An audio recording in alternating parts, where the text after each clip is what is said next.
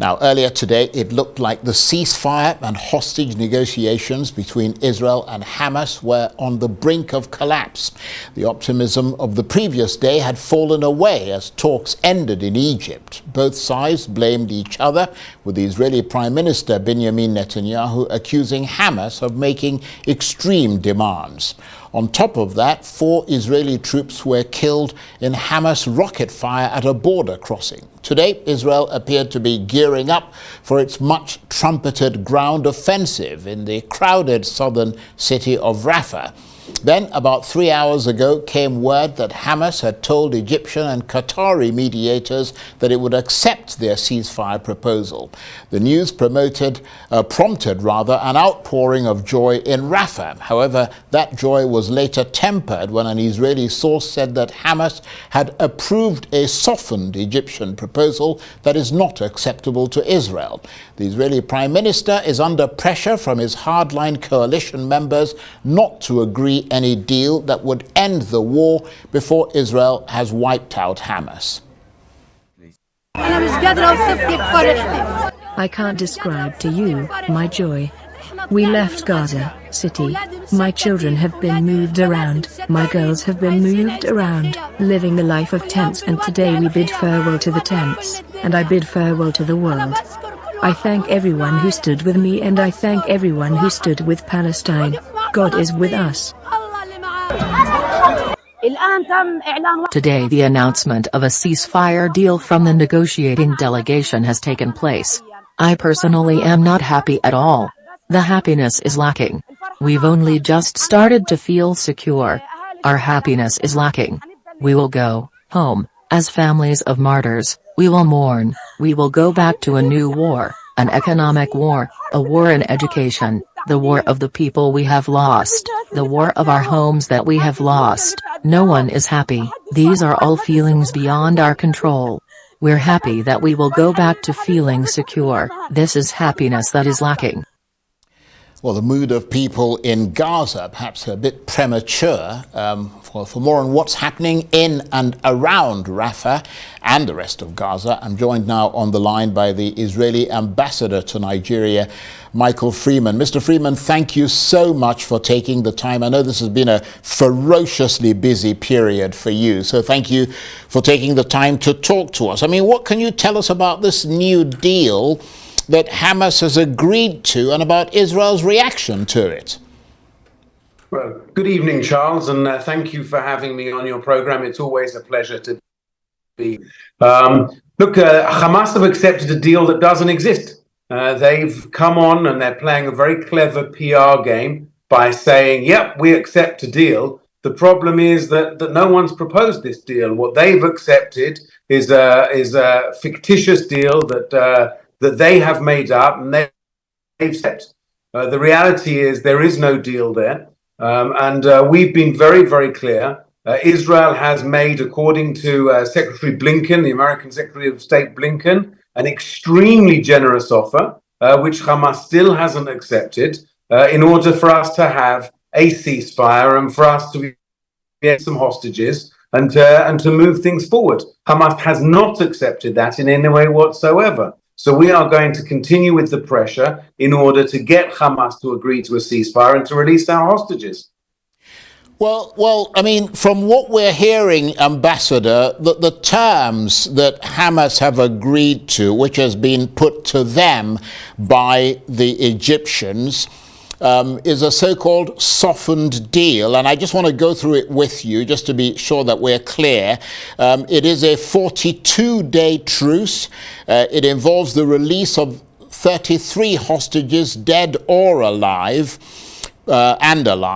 permission for displaced Palestinians to move back to northern Gaza, and that would be followed by another 40-day truce and another 40-day ceasefire, and then that would be the end of it. And you say there are clearly sticking points there for Israel, but I'm wondering how different that is from the deal that you're talking about. Well, firstly, we need to remind everybody there are 132 hostages, and the deal that Hamas talks about is releasing 33, of which they could be dead. We're not talking about alive.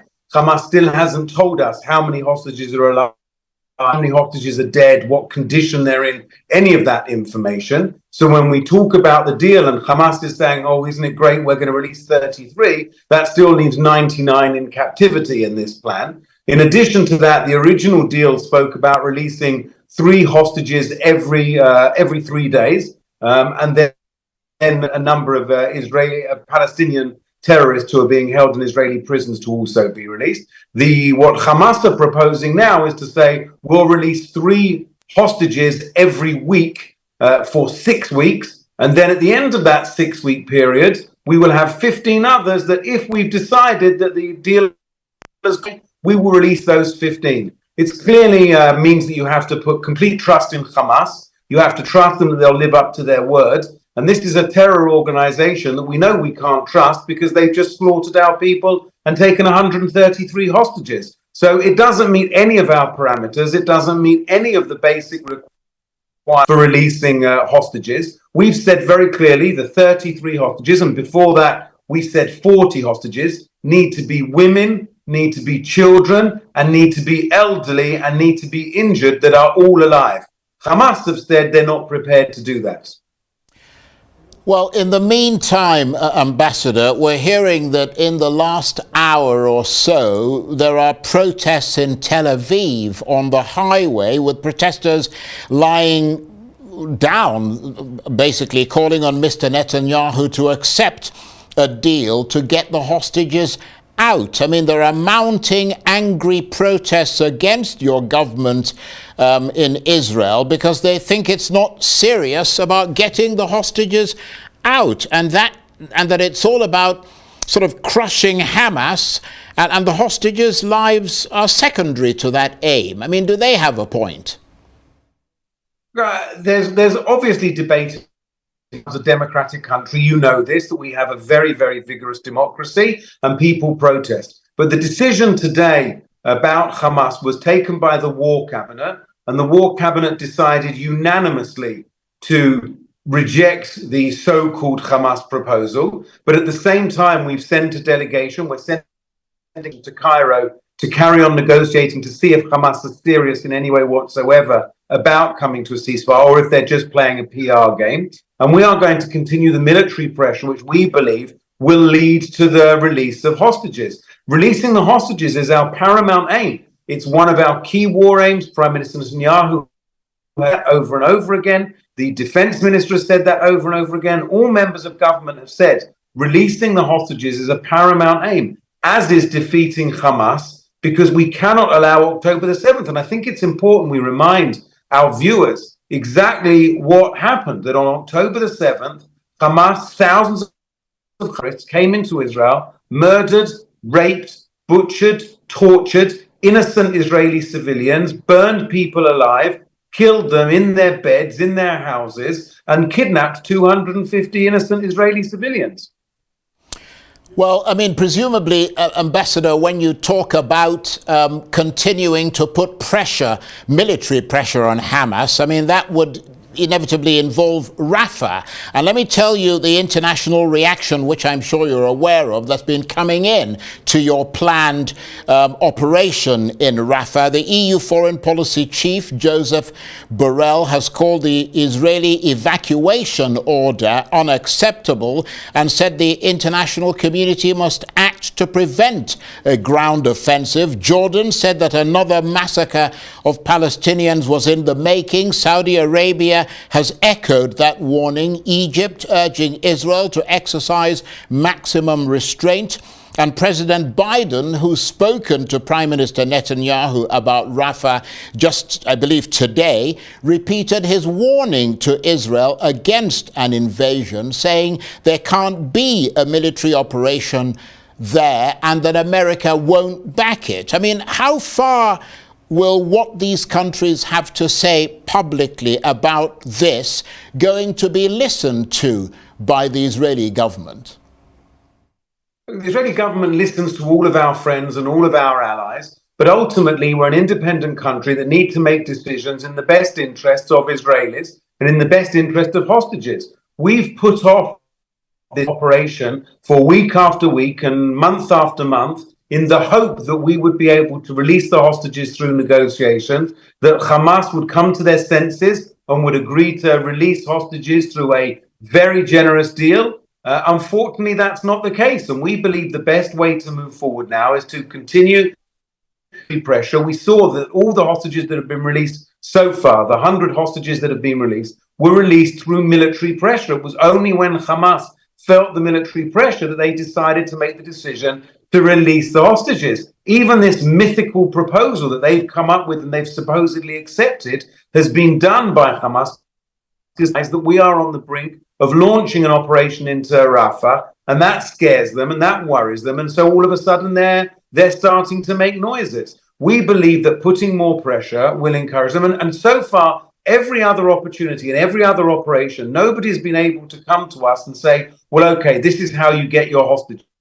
There's 133 Israeli citizens sitting in the terror dungeons of Hamas in Gaza, and nobody is able to get them out. Nobody has been able to find a way to release those hostages. No one. And no one has been able to find a way to guarantee that Hamas won't carry out another 7th, when Hamas have openly claimed that's what they want to do, that they want to use any ceasefire and any break and any pause in order to rearm, to re-energize, and to carry out further attacks. We saw yesterday, as your report said, 4 Israeli soldiers were killed yesterday when Hamas fired rockets into the crossing, fired them from next to a UN humanitarian zone. And what were these soldiers doing? They were securing the crossing point for humanitarian aid. So as these Israeli soldiers are bringing in and allowing in humanitarian aid, Hamas are firing on them, killing them, stopping the humanitarian aid coming in. Well, just very briefly, Ambassador, because you talked about pressure there, and obviously we completely sympathize with the Israelis and the Palestinians who have died in this conflict. But talking about pressure, it sounds like Prime Minister Netanyahu is caught between trying to balance a lot of conflicting things. I mean, between the hostages' families, the right-wingers in his governments, the Americans, etc. It sounds like he's got to juggle a lot of balls at the same time. And as someone said, sooner or later, some of them are going to come crashing to the ground. Look, the job of any leader anywhere in the world is to juggle balls and to juggle different competing dynamics. We know that from everywhere. We know that from Nigeria. We know that in America. We know that in Britain. We know that all around the world. Leaders are chosen and leaders are elected in order to make some of these difficult decisions and juggle many, many issues at the same time. Some of those, at some point, you have to make some decisions. Obviously, has an impact on other issues and other decisions, and that's why we elect our leaders, to make those decisions and to make difficult decisions. And there's no question that the decision of which way to go at the moment is a difficult decision. But I would remind you that it's been backed unanimously by the Walking Cabinet in Israel. That is a cabinet that is made up of various different parties. And therefore, that's something that we should respect. Ambassador, I want to thank you very much indeed. I mean, we really appreciate your taking the time to talk to us. Ambassador Michael Freeman is the Israeli ambassador to Nigeria.